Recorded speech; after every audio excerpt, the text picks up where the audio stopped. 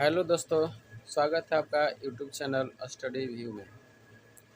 जैसा कि सब लोगों को जानकारी मिल चुकी होगी कि सीएसबीसी ने नोटिफिकेशन जारी कर दिया है बिहार पुलिस कांस्टेबल के लिए। तो आप लोग ज़ोर शोर से एकदम तैयारी में लग जाइए और ये इतना मेहनत कीजिए कि इस बार शरीर पर वर्दी चढ़ जाए। तो आइए चलते हैं, हम लोग देखते हैं।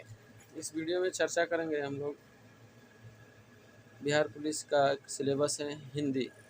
हिंदी व्याकरण से भी प्रश्न पूछता है, तो हम लोग हिंदी व्याकरण के बारे में देखेंगे कि हिंदी व्याकरण से कैसा प्रश्न पूछता है। हिंदी व्याकरण में सबसे पहले हम लोग अध्ययन करेंगे, स्टडी करेंगे वर्ण के बारे में।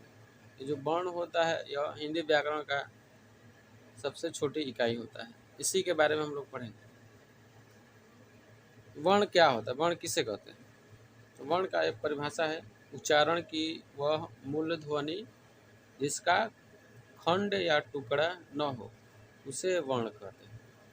यह उच्चारण की छोटी इकाई होती है।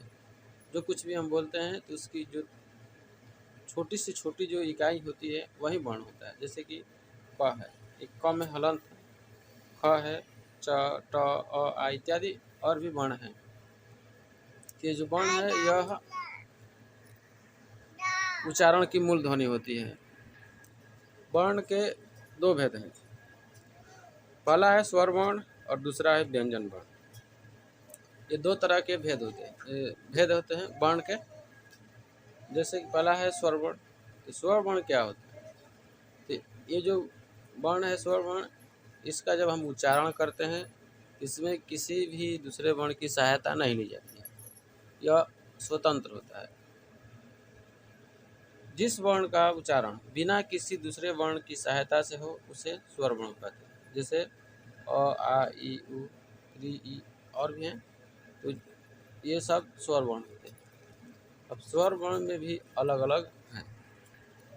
देखिए, स्वर वर्ण जो होता है यह तीन तरह से होता है। स्वर वर्ण को हम लोग तीन वर्गों में विभाजित करते हैं।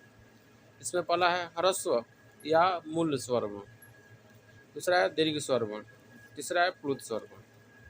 तो ये जो वर्ण होते हैं इस पर हम लोग संधि का अध्ययन करते हैं। वर्ण के आधार पर ही संधि का अध्ययन किया जाता है, इसलिए वर्ण को आप ध्यान से पढ़िएगा। पहला है मूल स्वर वर्ण है, जिसके बारे में देखते हैं क्या होता है मूल स्वर वर्ण। जिस स्वर वर्ण के उच्चारण में एक मात्रा का समय लगे उसे मूल स्वर वर्ण कहते हैं। यह जो स्वर वर्ण होता है यह मात्रा का भी काम करता है, यानी कि इसे हम मात्रा भी कहते हैं। तो जो मूल स्वर वर्ण होता है इसमें एक ही मात्रा का समय लगता है। जैसे अ, ई, उ, री, लिरी। लिरी भी एक तरह का मूल स्वर वर्ण ही होता है। अ है, ये मूल स्वर है। छोटी जो है ये भी मूल स्वर है। छोटा उ मूल स्वर है और छोटा री ये भी मूल स्वर है। और लिरी, ये पांच जो होते हैं मूल स्वर वर्ण होते हैं। तो यहाँ से क्वेश्चन बन सकता है कि मूल स्वर वर्णों की संख्या कितनी होती है? तो 5 होती है, इसको याद रखिएगा। दूसरा है दीर्घ स्वर वर्ण। दूसरा स्वर वर्ण जो होता है वो है दीर्घ स्वर वर्ण। इस स्वर वर्ण में दो मात्रा का समय लगता है, यानी कि जिस स्वर वर्ण के उच्चारण में दो मात्रा का समय लगे उसे दीर्घ स्वर वर्ण कहते हैं। जैसे आ, बड़ी, बड़ी, उ, री, ए, उ, औ। ये जो 8 होते हैं ये दीर्घ स्वर वर्ण होते हैं। इसका भी प्रयोग संधि में होता है। उसके बाद है प्लुत स्वर। ये जो होता है दो से अधिक मात्रा रहता है। जिस स्वर वर्ण के उच्चारण में दो से अधिक मात्रा का समय लगे उसे प्लुत स्वर वर्ण कहते हैं। जैसे ओम, तो जो ओम है इसमें बीच वाला जो भाग है ओम, ये लंबा सांस लेता है, मतलब लंबा समय लगता है इसमें। तो यही जो है प्लुत स्वर वर्ण है, ये प्लुत स्वर वर्ण। इसका प्रयोग हिंदी कविताओं में या संगीत में किया जाता है। इसका प्रयोग संधि में नहीं है। हम लोग इसके बारे में ज़्यादा चर्चा नहीं करेंगे। ज़्यादा ध्यान देना है मूल स्वर वर्ण और दीर्घ स्वर वर्ण। ये स्वर वर्ण जो दो होते हैं इन दो से ही हम लोग संधि का अध्ययन करेंगे। उसके बाद व्यंजन से करेंगे, व्यंजन वर्ण से।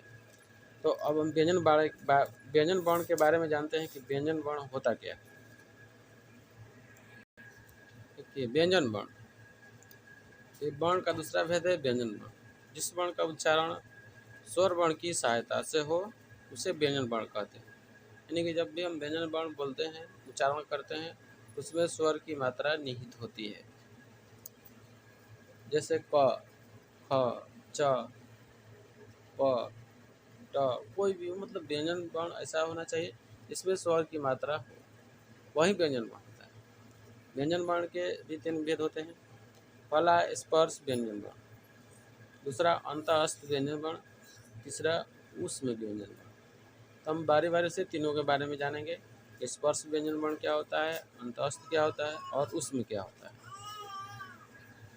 स्पर्श व्यंजन वर्ण, यह व्यंजन वर्ण का पहला भेद है। स्पर्श व्यंजन वर्ण जो होता है, यह स्पर्श से इसका उच्चारण होता है। जब भी हम स्पर्श व्यंजन वर्ण का उच्चारण करते हैं तो हमारे मुख के जो अंग होते हैं वो आपस में स्पर्श करते हैं, तभी स्पर्श व्यंजन वर्ण का उच्चारण होता है। जैसे क से म तक, इसमें क से लेकर म तक जो होता है यह स्पर्श व्यंजन वर्ण होता है। इसकी संख्या जो है 25 होती है, ये याद रखिएगा। स्पर्श व्यंजन वर्णों की संख्या 25 होती है। अब इसको हम वर्ग में विभाजित करते हैं, ये ध्यान रखना। क वर्ग, च वर्ग, ट वर्ग, त वर्ग और प वर्ग, इसका उपयोग संधि में होता है वर्ग का। तो प्रत्येक वर्ग में 5-5 वर्ण होते हैं और टोटल 5 वर्ग हैं, तो 50-25, यानी कि स्पर्श व्यंजन वर्णों की संख्या 25 हो गई। ये ध्यान रखना। जैसे क वर्ग है, क वर्ग का पहला वर्ण जो होता है क होता है, दूसरा वर्ण ख होता है, ऐसे याद रखना है। तो ट वर्ग का तीसरा वर्ण क्या होता है, ट वर्ग का तीसरा ड हो जाएगा। इसको याद रखना है क्योंकि इसका प्रयोग संधि में हम लोग करेंगे। इसके बाद दूसरा व्यंजन वर्ण अंतःस्थ, इसके बारे में जान। दूसरा है अंतःस्थ व्यंजन वर्ण। अंतःस्थ व्यंजन का उच्चारण जो होता है अल्प स्पर्श होता है। मुख के जो आंतरिक अंग होते हैं अल्प स्पर्श करते हैं आपस में, तो अंतःस्थ व्यंजन वर्ण का उच्चारण होता है। उसी को हम लोग अंतःस्थ व्यंजन वर्ण कहते हैं। इसकी संख्या 4 है, य, र, ल, व, ये 4 जो है अंतःस्थ व्यंजन वर्ण होते हैं। उसके बाद ऊष्म व्यंजन वर्ण में ये होता है कि जब हम इसका उच्चारण करते हैं तो मुख से गर्म वायु बाहर निकलती है, जैसे दाबे स, मूर्धन्य स, दंती स और ह। इसका उच्चारण करते समय मुँह से गर्म हवा बाहर आती है, इसको हम लोग ऊष्म बोलते हैं। ऊष्म से ही पता चलता है, मतलब ऊष्मा यानी कि गर्मी, मुँह से गर्म हवा बाहर निकले। तो ये हैं वर्ण। इसी पर आधारित हम लोग संधि का अध्ययन करेंगे। इसको आप लोग अच्छे से अध्ययन कीजिएगा। इसके अतिरिक्त एक और व्यंजन वर्ण होता है जिसको हम बोलते हैं संयुक्त व्यंजन। संयुक्त व्यंजन वर्ण, इसमें क्या होता है कि 2 वर्ण मिलते हैं, क्योंकि 2 व्यंजन वर्ण के मिलने से जो वर्ण बनता है उसी को हम लोग संयुक्त व्यंजन वर्ण कहते हैं। इसकी संख्या 4 होती है, मतलब ये 4 है। स्र, ये भी एक संयुक्त व्यंजन वर्ण है। छ है, र है और ज्ञ है, ये 4 जो है संयुक्त व्यंजन वर्ण है। सर इसमें कौन कौन सा मिला हुआ है वर्ण, ये देखेंगे। तो इसमें है स और र। उसके बाद है छ। छ में कौन सा वर्ण मिला है कि छ बना है, इसमें है क और स। जैसे हम लोग इसको अंग्रेजी में क्या लिखते हैं, KSH, मतलब के से क और SH से स। इसका उच्चारण किसी भी शब्द के अगर मध्य में रहेगा ये छ, तो क का उच्चारण होता है, अगर शुरू में रहता है तो इसका उच्चारण नहीं होता। जैसे मान लीजिए कि हम लोग पढ़ते हैं, इसको क्या पढ़ते हैं, अक्ष। अक्ष ये मध्य में है तो क का उच्चारण होगा। अगर पहले रहेगा, जैसे मान लीजिए क्षमा, क्षमा, ये शब्द के शुरू में ही छ है, तो यहाँ पर क का उच्चारण नहीं होगा। ये जो क है संक्षिप्त रहता है, छिपा हुआ रहता है। उसके बाद त्र, तो त्र जो है त और र से मिला हुआ है, त और र मिलकर त्र बनता है। ज्ञ, ये बना है ज और य से, इसको अंग्रेजी में लिखते हैं JY एन से ज्ञ होता है। तो ये हो गया संयुक्त व्यंजन वर्ण। तो वर्णों के अध्ययन के बाद हम लोग संधि का अध्ययन करेंगे। तो इस वीडियो को आप ज़्यादा से ज़्यादा शेयर करिए ताकि अन्य बच्चे भी इसका लाभ उठा सकें। और ये बात ध्यान रखिएगा कि अच्छे से इसको अध्ययन कीजिएगा, तभी संधि समझ में आएगा। तो हम आपसे इतना ही कहेंगे कि पहले वर्ण का अध्ययन आप लोग बहुत अच्छे से करिए, उसके बाद हम लोग अगले वीडियो में संधि का अध्ययन करेंगे। एक चीज़ और पढ़ेंगे इसमें, वर्ण का उच्चारण। वर्णों का उच्चारण कैसे करते हैं हम लोग अगले वीडियो में पढ़ेंगे, वर्णों का उच्चारण। और जो वर्ण हम पढ़े हैं इस पर आधारित हम लोग टेस्ट भी करेंगे, ऑब्जेक्टिव क्वेश्चन भी लेकर आएंगे वीडियो में। तो अगर वीडियो पसंद हो तो लाइक शेयर कमेंट जरूर कीजिएगा। और अगर चैनल पर पहली बार आप विजिट कर रहे हैं तो कृपया चैनल को सब्सक्राइब जरूर करें, ताकि जो भी हम लोग वीडियो अपलोड करें उसका नोटिफिकेशन सबसे पहले आपके पास पहुंचे। वीडियो को देखने के लिए धन्यवाद।